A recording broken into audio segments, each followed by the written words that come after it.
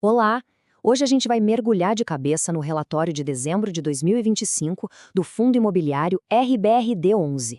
A ideia aqui é destrinchar os dados e transformar tudo em insights bem claros e diretos. Então, esse documento é o nosso raio-x do fundo, mostrando exatamente qual era a situação do RBRD11 quando o ano de 2025 se encerrou. Vamos dar uma olhada no que ele tem para nos contar. E aqui um ponto super importante sobre o tempo das coisas. A gente está em janeiro de 2026, mas olhando os dados de dezembro, isso é 100% normal, tá? Pensa só, leva um tempo para fechar todas as contas, juntar os dados de aluguéis, calcular a performance direitinho. Esse pequeno delay é o que garante que a informação que chega para a gente é precisa e confiável.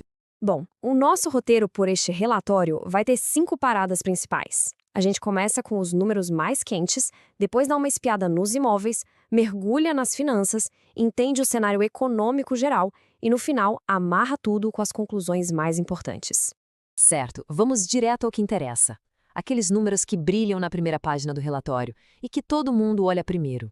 O primeiro grande número é esse aqui, 66 centavos. Esse foi o valor que o fundo pagou para cada cota em dezembro. É basicamente o aluguel que o investidor recebe, um termômetro direto da saúde financeira do fundo. E o que esses 66 centavos querem dizer quando a gente olha para o ano todo? Eles se transformam num retorno, famoso dividend yield, de mais de 15%. É um número bem gordo que mostra o poder de fogo do rendimento do fundo em relação ao preço dele na bolsa. E claro, com um rendimento desses, o mercado reagiu. O preço da cota subiu mais de 3% só em dezembro. Isso mostra que os investidores gostaram do que viram. Mas afinal, de onde sai esse dinheiro? Agora é a hora de conectar os números com os tijolos. Vamos ver o que está acontecendo na prática em cada um dos imóveis do fundo. Lá no Rio de Janeiro, o imóvel que vai abrigar o supermercado Zona Sul está quase pronto. Mas olha só, a inauguração deu uma pequena escorregada e foi remarcada para fevereiro de 2026. Um atraso pequeno, mas a expectativa de receita continua firme e forte. Já no prédio alugado para a Enel, o fundo vai bancar uma reforma no refeitório. E aqui é bom a gente pensar nisso não como uma despesa, e sim como um investimento. Mantém o imóvel em dia e, claro, o inquilino satisfeito. Agora, em Natal, a situação é um pouco mais desafiadora. O imóvel que era da megaloja continua vazio. E a busca por um novo inquilino fica mais complicada porque umas obras de revitalização da prefeitura ali na região estão paradas, o que acaba esfriando o potencial comercial do ponto. Ok, já demos uma volta pelos imóveis. Agora vamos seguir o rastro do dinheiro e ver como tudo isso se reflete nos números, lá na demonstração financeira. Essa tabela mostra pra gente o fluxo do dinheiro em dezembro. Repara como a receita dos aluguéis com mais de R$ 1 milhão é a grande estrela. Depois que a gente tira as despesas, chegamos no resultado caixa, que é o que de fato pode ser distribuído para os cotistas. E este gráfico de pizza, ele é muito revelador. Ele escancara a dependência do fundo. Quase 60% de toda a receita vem de um único contrato, o da Enel.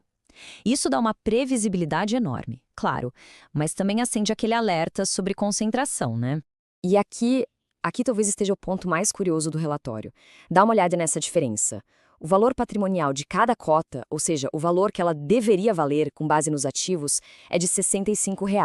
Só que, na bolsa, ela estava sendo negociada por menos de R$ 42. Isso é um desconto de quase 36%. Fica a pergunta no ar. Isso é uma oportunidade de ouro ou um sinal de risco? Nenhum fundo existe numa bolha, certo? Então vamos dar um passo para trás agora e entender as grandes forças da economia, tanto no Brasil quanto lá fora, que estavam influenciando o RBRD11 no final de 2025. Lá fora, o clima geral em 2025 era de otimismo, muito por conta da queda de juros nos Estados Unidos. Já por aqui no Brasil, o cenário era um pouco misto. A inflação estava finalmente dando um respiro. Mas a incerteza sobre as contas do governo ainda deixava o mercado com uma pulga atrás da orelha. Certo. Então, depois de passar por todos esses pontos, o que realmente fica de importante para quem investe ou pensa em investir? Vamos juntar todas as peças do quebra-cabeça. Resumindo a ópera, o que a gente tem é um fundo que paga um dividendo bem gordo e mantém uma ocupação sólida. Do outro lado da balança, ele tem esse risco da concentração na Enel e esse desconto gigante no preço da cota. É um balanço bem claro de prós e contras. E tudo isso nos leva à grande pergunta para 2026, né?